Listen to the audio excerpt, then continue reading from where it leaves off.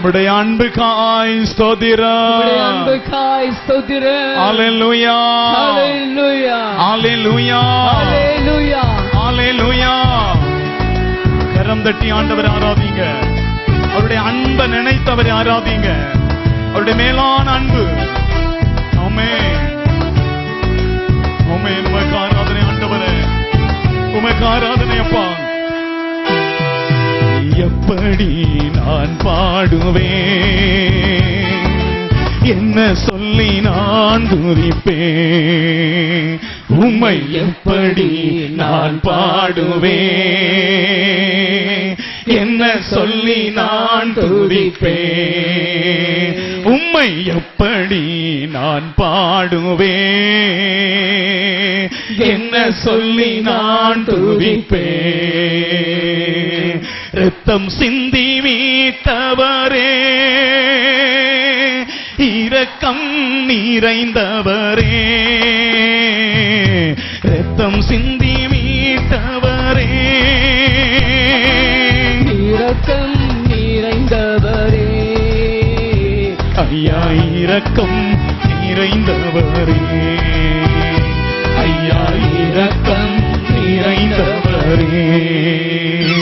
உம்மை எப்படி நான் பாடுவேன், என்ன சொல்லி நான் துதிப்பேன். உம்மை எப்படி நான் பாடுவேன், என்ன சொல்லி நான் துதிப்பேன். அபிஷேகித்து அணைப்பவரே, ஆறுதல் நாயகனே. அபிஷேகித்து அணைப்பவரே, ஆறுதல் நாயகனே. உணர்ந்து படிங்க. ஆறுதல் நாயகனே, ஆறுதல் நாயகனே. உம்மை எப்படி நான் பாடுவேன்.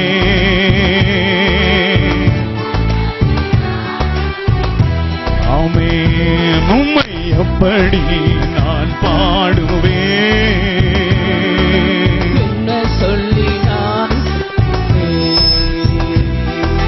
உந்தன் பாதம் அமர்ந்திருந்து ஓயாமல் முத்தம் செய்கிறேன். உந்தன் பாதம் அமர்ந்திருந்து ஆமாண்டவரே ஓயாமல் முத்தம் செய்கிறேன். ஐயா ஓயாமல் முத்தம் செய்கிறேன். ஐயா ஓயாமல் முத்தம் செய்கிறேன். உம்மை எப்படி நான் பாடுவேன், என்ன சொல்லி நான் துதிப்பேன். உம்மை எப்படி நான் பாடுவேன். என்ன சொல்லி நான் துதிப்பேன். என்னை விட்டு எடுபடாத நல்ல பங்கு நீர்தானையா. என்னை விட்டு எடுபடாத நல்ல பங்கு நீர்தானையா. ஐயா நல்ல பங்கு நீர்தானையா. ஐயா நல்ல பங்கு நீர்தானையா. உளையான சேற்றி நின்று தூக்கி எடுத்தவரே, உளையான சேற்றி நின்று தூக்கி எடுத்தவரே. ஐயா தூக்கி எடுத்தவரே, ஐயா தூக்கி எடுத்தவரே. ஆமென். உம்மை எப்படி நான் பாடுவேன், என்ன சொல்லி நான் துதிப்பேன். ஆம் டாடி அப்பா. உம்மை எப்படி நான் பாடுவேன், என்ன சொல்லி நான் துதிப்பேன். அப்பா. ஆராதனைக்குரிய தெய்வமே, உம்மை எப்படியப்பா நான் துதிப்பேன், ஆராதிப்பேன். 1000 நாவுகள் இருந்தாலும் காணாத ஆண்டவரே, என் வாழ்க்கையில் நீர் பெரிய பெரிய காரியங்களை செய்துள்ளீர் அப்பா. நான் விழுந்து போக வேண்டிய சூழல் வந்த பொழுதெல்லாம் என்னை தூக்கிவிட்டீர் ஆண்டவரே. நான் தடுமாறின பொழுது என்னை தாங்கினீர் ஆண்டவரே. நான் நம்பின மனிதர்கள் என்னை விட்டு போனார்கள், நீரோ மாறாத தெய்வமா என்னோடு கூடவே இருக்கிறீர் ஐயா. உம்முடைய சமூகம் என்னோடு இருக்கப்பா. நீர் என்னோடு வாழுகிற தெய்வம் ஆண்டவரே. உம்மை ஆராதிக்கிறே, உம்மை ஆராதிக்கிறே, உம்மை ஆராதிக்கிறே, உம்மை ஆராதிக்க ஆராதிக்க தெய்வமே, என் பாரங்களை எல்லாம் நீர் மாற்றுகிறீர், என் கண்ணீரை எல்லாம் நீர் மாற்றுகிறீர், என் இருதயத்தின் வேதனைகள் எல்லாம் மாறுகிறது. இன்று நீர் அற்புதம் செய்கிறீர் ஐயா. எல்லாரும் வலது கரங்களை உயர்த்திய எல்லாரும் ஆண்டவருக்கு ஒரு முறை ஸ்தோத்திரம் பண்ணி துதிங்க இப்பொழுது. அப்பா உமக்கு ஆராதனை ஆராதனை ஆராதனை ஆராதனை ஆராதனை. ஹல்லேலூயா ஹல்லேலூயா ஹல்லேலூயா ஹல்லேலூயா ஹல்லேலூயா ஹல்லேலூயா. அவர் நடத்துகிற அந்த மகிமையை நினைத்து ஆராதிங்க. அவருடைய அன்பை நினைத்து அவருக்கு நன்றி செலுத்துங்க. அவருடைய இரக்கத்தை நினைத்து அவருக்கு நன்றி செலுத்துங்க. அவருடைய பெரிய தயவை நினைத்து அவருக்கு நன்றி செலுத்துங்க. இதோ அவருடைய பிரசன்னம் இதோ நம்மை நிரப்பிக் கொண்டு இருக்கிறது, இதோ மூடிக்கொண்டு இருக்கிறது. ஆராதனையின் மத்தியில் வசிக்கிறவர் இதோ நம்முடைய மத்தியில் வசிக்கிறார். ஹல்லேலூயா. உமக்கு ஆராதனை,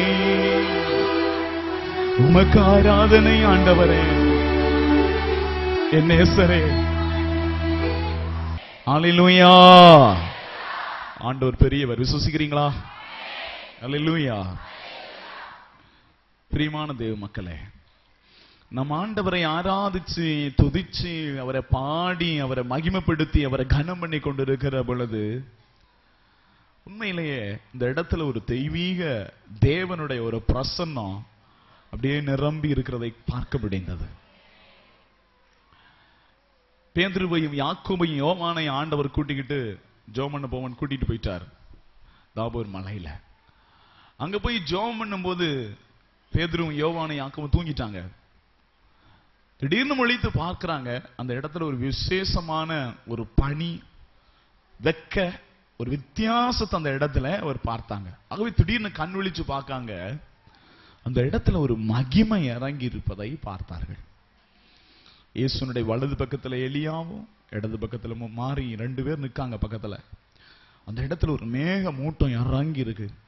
அதிலிருந்து ஒரு சத்தம் உண்டாகுது, இவரே என்னுடைய நேசகுமாரன், இவர் மேல் நான் பிரியமா இருக்கிறேன் அப்படிங்கிற சத்தம். அந்த மகிமையை பார்த்துட்டு பேதுரு சொல்றாரு, ஆண்டவரே நாம இங்கே இருக்கிறது எவ்வளவு நல்லது. இந்த இடத்துல ஒரு கூடாரம் போட்டுருவோம், உங்களுக்கு ஒரு கூடாரம், மோசைக்கு ஒரு கூடாரம், எலியாவுக்கு ஒரு கூடாரம் போட்டுட்டு ஆண்டவரே நாம இங்கேயே இருந்துருவோம், ஆண்டவரே இங்க இருக்கிறது எவ்வளவு நல்லா இருக்கு. அல்லேலூயா. கைகளை உயர்த்தி அல்லேலூயா. உங்களுக்கு சொல்றேன், ஒரு மனுஷனுக்கு கிடைக்கிற பெரிய பாக்கியம் என்ன தெரியுமா? அந்த மனுஷன் கூட தேவனுடைய பிரசன்னம் இருக்குன்னு வைங்களேன், அதுதான் அவனுக்கு கிடைத்த பெரிய பாக்கியம்.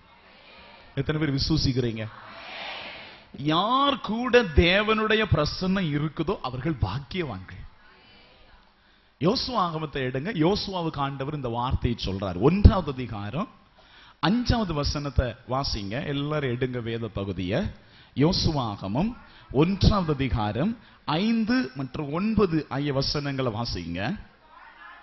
உன் வாழ்நாள் முழுவதும், பைக்ல வாசிங்க, உன் வாழ்நாள் முழுவதும் எந்த மனுஷனும் உன்னை எதிர்த்து நிற்க மாட்டான், உன்னை எதிர்த்து நிற்க மாட்டான். மோசேயுடன் நான் இருந்தது போல், ஆண்டவர் சொல்றார் யோசுவாட்ட, மோசையோட இருந்தது போல உன்னோடும் இருப்பேன், உன் கூட நான் இருப்பேன். உன்னை கை நிகழ மாட்டேன், உன்னை கை நிகழ மாட்டேன், கைவிடவும் மாட்டேன், கைவிடவும் மாட்டேன்.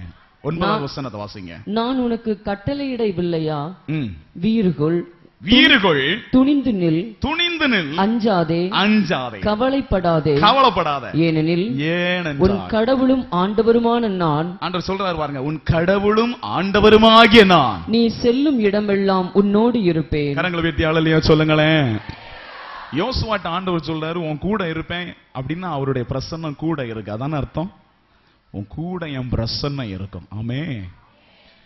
யார் கூட ஆண்டவருடைய பிரசன்னம் இருக்குதோ அவங்கள பிசாசால ஒண்ணும் செய்ய முடியாது. பிசாசு கொண்டு வரக்கூடிய பாவம் அவங்க கிட்ட நெருங்க முடியாது. கவனிக்கிறீங்களா? யார் கூட ஆண்டவருடைய பிரசன்னம் இருக்குதோ அவங்கள பிசாசாலையும் பிசாசின் கிரியைகளான பாவத்தினாலும் தொட முடியாது. எத்தனை பேர் இதை விசுவசிக்கிறீங்க? அல்லேலூயா, அல்லேலூயா. ஒரு காரியம் அறிஞ்சுக்கோங்க, யார் கூட தேவனுடைய பிரசன்னம் இருக்கும்னா தேவனோட யார் இருக்காங்களோ அவங்க கூட தேவனுடைய பிரசன்னம் இருக்கும். புரிந்து விட்டதா? யார் தேவனோட இருக்கிறாங்களோ அவங்க கூட தேவனுடைய பிரசன்னம் இருக்கும். தேவனுடைய பிரசன்னத்துல ஜீவிச்ச ஒரு மனுஷன் யாருன்னு கேட்டீங்கன்னா பைபிள்ல தாவீது. தேவனுடைய பிரசன்னத்துல ஜீவிக்கிறது அவருக்கு ரொம்ப அலாதி பிரியம். அதனாலதான் நீங்க சங்கீதத்தை எடுத்து வாசித்து பாருங்க, முழு சங்கீதத்திலையும் அநேக இடங்கள்ல ஆண்டவருடைய பிரசன்னத்தை பத்தி தாவீது எழுதி இருப்பார். ஆண்டவரே, நான் வேற இடத்துல 1000 நாள் வாழ்றதை விட உம்மிடத்துல இருக்கிறது எவ்வளவோ மேலப்பா. இந்த உலகத்துல எங்கெங்கெல்லாமோ இருக்கிறத விட உங்க கோயில் முத்தத்துல வாட்ச்மேனா இருக்கிறது எவ்வளவோ நல்லதப்பா எழுதி இருக்கிறாரா? ஏன்னா தாவீது அந்த தேவனுடைய பிரசன்னத்துல அந்த பிரசன்னத்தை அனுபவிச்சு அந்த பிரசன்னத்தினால கிடைக்கிற நன்மையை அனுபவிச்சால். ஆமென், அல்லேலூயா. தேவனுடைய பிரசன்னத்தை ரொம்ப ருசிச்ச மனுஷன் தாவீது. அந்த தாவீதுடைய வாழ்க்கையில பாவ பலகீனம் வந்தது. ஆமென். அவருடைய வாழ்க்கையில விபச்சாரம் பண்ணார். அவருடைய வாழ்க்கையில விபச்சாரம் செய்ததுனால கொலை செஞ்சார். எல்லாம் செஞ்சுட்டு யாருக்கு ஒண்ணும் தெரியாது. இதெல்லாம் அவர் செஞ்சது யாருக்கு ஒண்ணும் தெரியாது. அப்படியே ஜாலியா இருந்தார். அல்லேலூயா. தேவனுடைய பிரசன்னத்திலே மகிழ்ந்திருந்த தாவீதினுடைய செயல்களிலே ஆண்டவர் இன்புற்றாராம். ஆனா என்னைக்கு தாவீது பாவம் செய்தாரோ அன்னைக்கு ஆண்டவர் தாவீதின் இடத்துல குறை கண்டார். அவரை குறித்து வேதனைப்பட்டாராம். வாசிங்க 2 சாமுவேல் 11வது அதிகாரம் 27வது வசனத்தை வாசிங்க. தாவீதை குறித்து அங்க தேவன் சொல்றத பாருங்க. 2 சாமுவேல் 11வது அதிகாரம் 27வது வசனத்தை வாசிங்க வேகமா. காலம் முடிந்ததும் தாவீது ஆள் அனுப்பி அவளை தம் வீட்டிற்கு கொண்டு வந்தார். சரி. அவள் அவருக்கு மனைவியாகி ஆண் குழந்தை ஒன்றை பெற்றெடுத்தாள். ஆண் குழந்தை ஒன்றை பெற்றெடுத்தாள். தாவீது செய்த இச்செயல் பாருங்க, இந்த வார்த்தை முக்கியமானது. தாவீது செஞ்ச இந்த செயல் ஆண்டவரின் பார்வையில் தீயதாக இருந்தது. ஆண்டவருடைய பார்வையில எப்படி இருந்துச்சா? கவனிக்கிறீங்களா? அல்லேலூயா, பிரைஸ் தி லார்ட். பிரியமான தேவ பிள்ளைகளே, தாவீது ஒரு அக்கிரமம் செய்தார், விபச்சாரம் செய்தார். அந்த விபச்சாரம் செய்தபடினால அவர் அது வெளியே தெரிஞ்சிடக்கூடாதுன்னு சொல்லி அந்த பெண்ணுடைய கணவனை படையில முன்னால விட்டு கொண்டுட்டார். உரியாவை கொண்டு முடிச்சிட்டு இப்ப என்ன பண்றாருன்னா உலகத்துல யாருக்குமே எதுவுமே தெரியாது. தாவீது நல்ல ஒரு ராஜா தான் தெரியும். திடீர்னு பார்த்தா அவர் ஒரு இறந்து போன ஒருவனுடைய மனைவியை கல்யாணம் கட்டுறார். உடனே ஊர் மக்கள் எல்லாம் ராஜாவை என்ன செஞ்சிருப்பாங்க? புகழ்ந்திருப்பாங்களா? சொல்லுங்க. ஒரு விதவை இவர் என்ன செய்யறார்? கல்யாணம் கட்டுறாரப்பா சொல்லியிருப்பாங்களா? உலகத்துல யாருக்குமே அது தெரியாது. தாவீதுக்கு மட்டும்தான் தெரியும். அவருடைய ஒரு சிலருக்கு மட்டும்தான் தெரியும். மற்றபடி உலகத்துல யாருக்கும் தாவீது செய்த காரியம் என்ன செய்யாது. கவனிக்கிறீங்களா? அது தெரியாது. அல்லேலூயா. ஒரு நாள் தாவீது அவருடைய ராஜ தர்பார் அறையில உட்கார்ந்து மந்திரிகள் எல்லாம் உட்கார்ந்து பேசிக்கிட்டு இருக்காங்க. ஒரு முக்கியமான காரியத்தை குறித்து கன்சல்டிங் பண்ணிட்டு இருக்காங்க. அப்படி பண்ணிக்கிட்டு இருக்கிற சமயத்துல திடீரென்று ஒரு சேவகன் உள்ளே வருகிறான். வந்து சொல்றான், ராஜாவே, உம்மை பார்க்க நாத்தான் என்கிற ஒரு தீர்க்கதரிசி வந்திருக்கிறார். அவர் இன்னைக்கு உங்களை பார்த்தே ஆகணும்னு சொல்றாரு. எதுக்காக நீர் பார்க்கணும் சொல்லும், நான் ராஜாவிடத்துல போய் சொல்றேன் அப்படின்னு கேட்டா அவர் சொல்றாரு, வாழ்வுக்கும் மரணத்துக்கும் உள்ள காரியத்தை நான் சொல்ல வந்திருக்கிறேன், நீ ராஜாவிடத்துல போய் சொல்லு அப்படின்னு சொல்றாரு. அதனால அவர் உங்களை பார்த்தே ஆகணும் நிக்கிறாரு அப்படின்னு சொன்ன உடனே தாவீதுக்கு ஒரு நடுக்கம் வந்துச்சு பாருங்க. அல்லேலூயா. கைகளை உயர்த்தி அல்லேலூயா. என்ன, தாவீது தேவனுடைய பிரசன்னத்திலே உலாவுகிற மனிதன் தானே. அதனால தாவீதுக்கு ஒரு காரியம் தெரியும். ஊர் உலகத்துல யாருக்கும் தெரியாட்டாலும் அதை மறைவானதை பார்க்கிற ஒருவர் இருக்கிறார். அவருக்கு தெரியும். அவர் தன் இறைவாக்கினர்களுக்கு அதை என்ன செஞ்சிருவாரு, அதை வெளிப்படுத்திடுவாருன்னு ஒரு நடுக்கம் வந்துச்சு. அந்த சீனை கொஞ்சம் நீங்க பைபிள் படிக்கும் போது உங்க சிந்தையில கொண்டு வந்து பாருங்க. உடனே முக்கியமான மந்திரிகள் எல்லாம் நீங்க வீட்டுக்கு போங்க எல்லாரும் வீட்டு போங்க. அந்த இடத்துல வச்சு நாத்தான பேச வைக்க முடியாது. அல்லேலூயா. நீங்க எல்லாம் என்ன செய்யுங்க, வீட்டு போங்க எல்லாரும் அனுப்பி வச்சு ஒரு தனியான அறையில போய் உட்கார்ந்துக்கிட்டு சேவகனை கூப்பிட்டு இப்ப வர சொல்லு. நாத்தான் வந்தார். வந்த உடனே நாத்தான் தீர்க்கதரிசி இடத்துல கேட்டா, சாப்பிட்டீங்களா, நல்லா இருக்கீங்களா? ஏன்னா இவருக்கு மனசுல நடுக்கம், என்னத்தையோ ஆண்டவர் ஒருத்தர் என்ன செஞ்சுட்டாரு. கவனிக்கிறீங்களா? அல்லேலூயா. இந்த நிலையில நிறைய பேர் இருப்போம் தேவனுடைய பிள்ளைகளை எதிர்கொள்ளும் பொழுது. சாப்பிட்டீங்களா, கொண்டீங்களா, உட்காருங்க, உங்களுக்கு என்ன வேணும் அப்படின்னு கேட்டுக்கிட்டு இருக்கும்போது இவர் பார்க்கிறாரு, நாத்தான் தீர்க்கதரிசியினுடைய கண்களிலே தீப்பிழம்பு மாதிரி இருக்கு, கண்ணெல்லாம் அப்படி தீ மாதிரி இருக்கு. அவர் சொல்றாரு, ராஜாவே, எனக்கு ஒரு பணக்காரன் தெரியும், அவன் ஒரு அநீதி செஞ்சிட்டான், நீதி வேண்டி நான் உங்ககிட்ட, மலையாளத்தில் சொல்லுவாங்க, பராதி வரைய வந்திருக்கேன், சொல்ல வந்திருக்கேன், அவனை பற்றி சொல்ல வந்திருக்கேன் உங்ககிட்ட, சொல்லுங்க, நீங்க சொல்லுங்க, என்ன பார்த்துடலாம். அது பாத்தீங்கன்னா அவனுக்கு நிறைய ஆடு இருக்கு, அவனுக்கு நிறைய செல்வம் இருக்கு, இஷ்டம் போல ஆடு இருக்கு. ஆனா அவன் வீட்டுல ஒரு விசேஷம் வந்துச்சு பாத்துக்கோங்க ராஜாவே. அந்த விசேஷத்துக்கு பக்கத்து வீட்டுல ஒருத்தன்ட்ட ஒரு ஆடு தான் இருந்தது. அந்த ஒரு ஆடு அவன் என்ன செஞ்சிட்டான், அடிச்சு அவன் குழம்பு வச்சு சாப்பிட்டுட்டான். என்ன செய்யறது ராஜாவே? உடனே தாவீது எந்திரிச்சு உரையில இருந்த வாளை உருவி, எங்க இருக்கான் அவன் சொல்லுங்க, இந்த நேரம் அவனை நான் என்ன செய்யறேன், வட்டி போட்டுறேன். எப்படி என்னுடைய ராஜ்யத்துல இப்படி ஒருத்தன் அநீதி செய்யலாம் அப்படின்னு சொல்லிட்டு இலவசமா கத்துறாரு. கத்தும்போது இவர் சொல்றாரு, அது வேற யாரும் இல்ல, அது நீதான். ஆமென், ஆமென். இங்கிலீஷ் பைபிள்ல இருக்கு, யூ ஆர் தட் மேன், நீதான், நீதான். எத்தனை பேர் கவனிக்கிறீங்க? அது நீதான். இதுக்கு ஒன்னும் பேச முடியல. உடனே நாத்தான் தீர்க்கதரிசி சொன்னார், இன்னையிலிருந்து உன் வீட்டுல தேவனுடைய வாழ் இருக்கும். அப்படின்னு அர்த்தம் என்ன? உன் வாழ்க்கையில இனி கலவரம் தான். இன்னையிலிருந்து நீ ஓடிக்கிட்டு தான் இருப்ப. தேவனுடைய வாழ்னா புரியுதா? பிரச்சனை பிரச்சனை பிரச்சனை, இதத்தான் நீ சந்திக்க போற. தேவனுடைய வாழ் உன் வீட்டுக்குள்ள இருக்கும் அப்படின்னு சில ஆண்டவருடைய தண்டனைகளை நாத்தான் தீர்க்கதரிசி சொன்ன உடனே இவர் என்ன பண்றாரு, எழுந்து சாம்பல்ல உட்கார்ந்து சாக்கு உடைய உடுத்திக்கிட்டு தேவனுக்கு முன்னால அழுது புலம்புறார். அதுதான் சங்கீதம் 51. சரிங்களா? திருப்பாடல் 51. இன்னைக்கு வீட்டுல போய் தியானிங்க அத. திருப்பாடல் 51 அவர் என்ன செய்யறாரு, அப்படியே தேவனுக்கு முன்னால கதறி அழுகிறார். இதை கேட்கிற தேவ பிள்ளைகளை கவனிங்க. அவர் ஏன் கதறி அழுதார் தெரியுமா? உனக்கு இதெல்லாம் வரும், உனக்கு இதெல்லாம் வரும்னு நாத்தான் தீர்க்கதரிசி சொன்னார் பாத்தீங்களா, தண்டனைய. அந்த தண்டனைய சொன்னாருங்கிறதுக்காக அவர் அப்படி அழுது ஜெபிக்கலையா? நம்ம கவனிக்கணுங்க. உனக்கு இப்படிலாம் தண்டனை வரும்னு சொன்னதுனால இவர் அழல. இவரு ஆண்டவரால கிடைக்கிற தண்டனை வாங்குறதுக்கு தயாரான ஆளுதான். பாவம் செஞ்ச நான் என்ன அனுபவிக்கணும், ஆண்டவரை நான் அடிக்கார் வாங்கிக்கிறேன் அப்படின்னு சொல்ற ஆளுதான். ஆண்டவர் தானே அடிக்காரு, அப்பா நான் உள்ள அடிச்சுட்டு போறாரு அப்படின்னு சொல்ற ஆளுதான். ஆனா இவர் பயந்ததெல்லாம் என்ன தெரியுமா?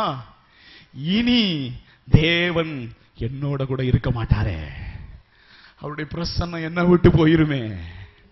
அதுதான் தாவீதுக்கு கவலை. எத்தனை பேர் கவனிக்கிறீங்க? ஏன் தெரியுமா? தாவீது கண்ணுல ஒரு எடுத்துக்காட்டு இருந்துச்சு. யாருன்னா, அவருக்கு முன்னால இருந்த சவுல் ராஜா. அந்த சவுல் ராஜா தேவ பிரசன்னத்தை இழந்ததுனால அவர் என்னெல்லாம் கஷ்டப்பட்டார் இவர் பார்த்திருக்கார். கவனிங்க, நம்ம ஊர்ல அக்கிரமம் செய்யறதுனால